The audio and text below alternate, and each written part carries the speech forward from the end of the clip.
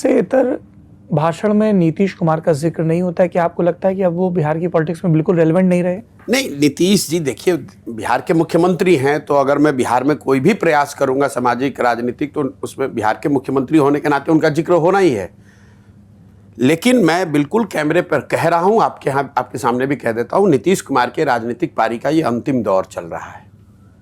कितने दिन चलेगा, कितने महीने चलेगा, मैं ये नहीं जानता हूं, लेकिन लोकसभा के चुनाव तक शायद उनकी रेलेवेंस थोड़ी बहुत बची रहेगी। लोकसभा के चुनाव के बाद उनके दल के विघटन की एक औपचारिक शुरुआत हो जाएगी, और जदयू आज के फॉर्म में जिस तरह का दल है, ये दल आगे बचने वाला नहीं है।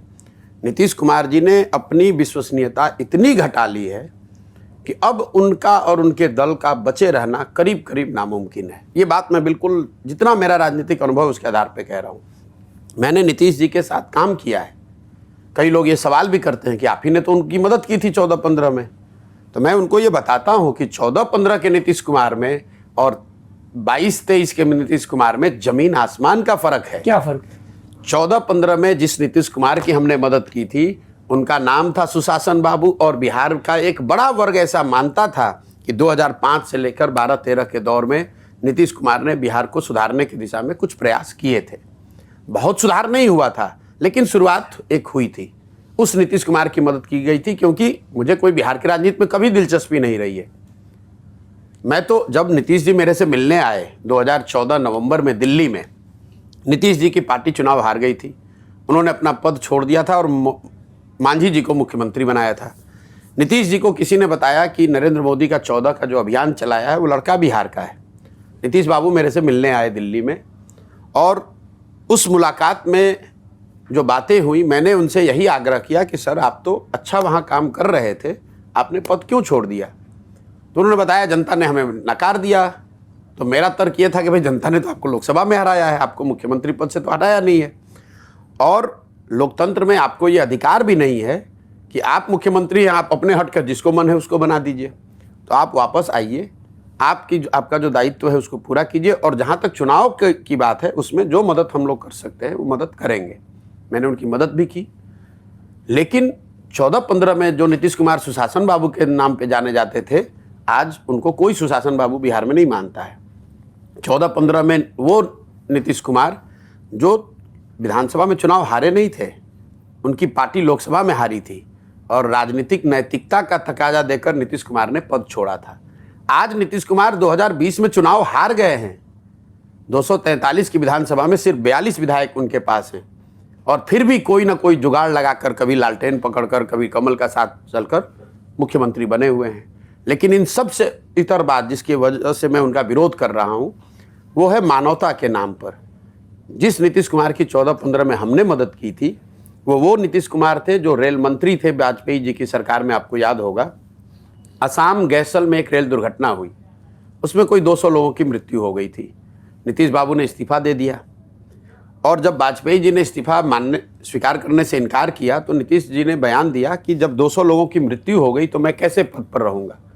वही नीतीश कुमार कोरोना के दौरान हजारों लोग बिहार के, उनकी दुखद मृत्यु हो गई, लाखों बच्चे, पूरे देश में क्राइसिस थी, लेकिन जितना बिहार के लोगों ने सफ़र किया, लाखों लोग पूरे देश में मारे मारे फिर रहे थे। नीतीश कुमार अपने घर से 1 महीने तक बाहर तक नहीं निकले। दिल्ली में, गाजियाबाद में, आप तो उस एरिया में रहते हो, हजारों बिहार के लोग फंसे हुए थे। नीतीश कुमार ने इतना भी जरूरी नहीं समझा कि यहाँ से 2 बस भेज दें, 2 अफसर भेज दें।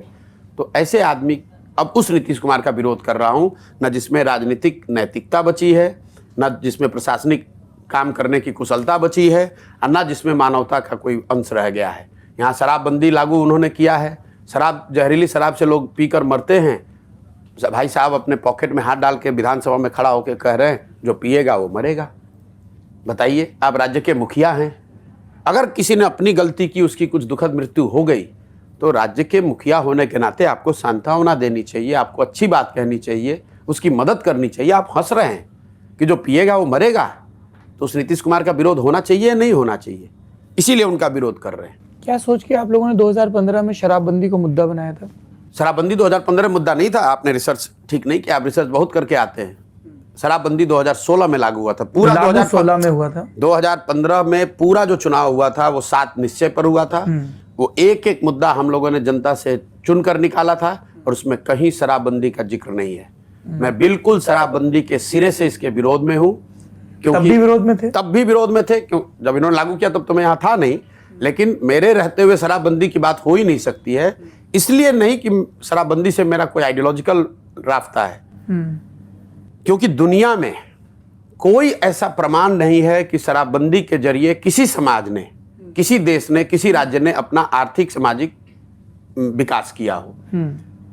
तो हम लोग के हमारे गुरुओं ने जो सिखाया है कि जब कोई आइडिया आपके दिमाग में आए तो ये समझ के चलिए कि 100 और लोगों ने कम से कम जरूर उसके बारे में सोचा होगा। और आज के परिप्रेक्ष्य में लोग कहते हैं एविडेंस बेस्ड पॉलिसी, कि पॉलिसी जो आप बनाते हो एविडेंस बेस्ड होना चाहिए। तो दुनिया में इसका कोई एविडेंस नहीं है कि शराबबंदी के जरिए आर्थिक सामाजिक लाभ हो सकता है। दूसरा तर्क ये दिया जाता है कि गांधी जी ने ऐसा कहा। मैं 2 साल से कह रहा हूं कि मुझे भाई गांधी जी का लिखा हुआ वो पंक्ति या बोला हुआ वाक्य दिखा दो जिसमें गांधी जी ने ये कहा है कि राज्यों को कानून बनाकर शराबबंदी लागू करना चाहिए। गांधी जी ने शराबबंदी की बात सामाजिक नैतिक काम के तौर पर बताया कि समाज को प्रयास करना चाहिए, शराब लोगों को नहीं पीना चाहिए। उन्होंने ये नहीं कहा कि आप कानून बना दीजिए। ये तो ऐसे हो गया कि गांधी जी चाहते थे या वेजिटेरियन होने के पक्ष में थे, और आज कोई सरकार आकर ये कह दे कि जो वेजिटेरियन नहीं रहेगा उसको जेल में डाल दिया जाएगा और फिर उसको गांधी के नाम पर बेचोगे। तो ना इसका कोई आज के परिप्रेक्ष्य में कोई आधार है, कोई एविडेंस नहीं है। दूसरा, गांधी ने इसके बारे में इसके पक्ष में बात कही नहीं है। तीसरी बात, मान लीजिए एक बार को कि आपने लागू कर भी दिया, तो ये जमीन पर लागू है कहाँ? बिहार में तो घर घर में शराब बिक रहा है, सिर्फ दुकानें शराब की बंद हो गई, होम डिलीवरी चालू हो गया। तो मैं हमेशा यहाँ मजाक में कहता हूँ ये तो नीतीश कुमार का अमेजोन मॉडल है, शराब की दुकान बंद, होम डिलीवरी चालू। इस गरीब राज्य का हर साल 20,000 करोड़ का नुकसान हो रहा है। आज आपकी सभा में भी एक सामने उपद्रव कर रहा था, तो आपने कहा। मैं आपको कह रहा हूं बिहार का हर आदमी जानता है कि शराब घर घर बिक रही है, नीतीश कुमार को छोड़कर हर व्यक्ति जान रहा है। और ये जो 20,000 करोड़ का नुकसान हो रहा है, ये पैसा जा कहां रहा है? ये पैसा जा रहा है शराब माफिया के पास, यहाँ के भ्रष्ट अफसरों के पास, और गांव गांव में जो युवा पीढ़ी है, जो नए लड़के हैं, वो शराब के धंधे में अवैध काम में लग गए हैं। लोग कट्टा लेके घूम रहे हैं, लोग मोटरसाइकिल पर शराब का अवैध कारोबार कर रहे हैं। 2 बोतल इधर से उधर करता है, 1,000-2,000 रुपये उसको मिल जाता है। नीतीश कुमार कान में तेल डालकर बैठे हुए। और सबसे बड़ी बात, शराबबंदी आपने लागू किया महिलाओं के एम्पावरमेंट के नाम पर। सबसे ज़्यादा इससे प्रताड़ित महिलाएं हैं। जिन महिलाओं के घर के लोग पकड़ लिए जाते, मैं आपको एक आंकड़ा दे रहा हूँ, जब से 2016 से शराबबंदी लागू की गई है, करीब करीब 6,37,000 केसेज हुए हैं शराबबंदी कानून के अंतर्गत।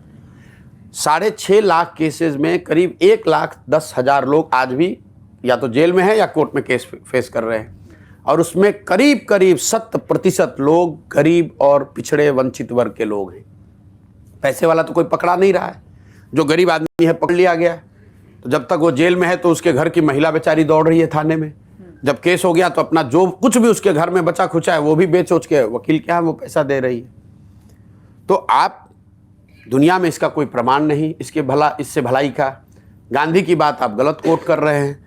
प्रशासनिक तौर पर आप इसको जमीन पर लागू कर नहीं पा रहे हैं, और समाज का बड़ा वर्ग इससे प्रभावित हो रहा है। फिर भी आपका जिद है, अहंकार है कि नहीं ऐसे ही लागू रहेगा, इसीलिए इसका विरोध कर रहे हैं। अच्छा प्रशांत, मैं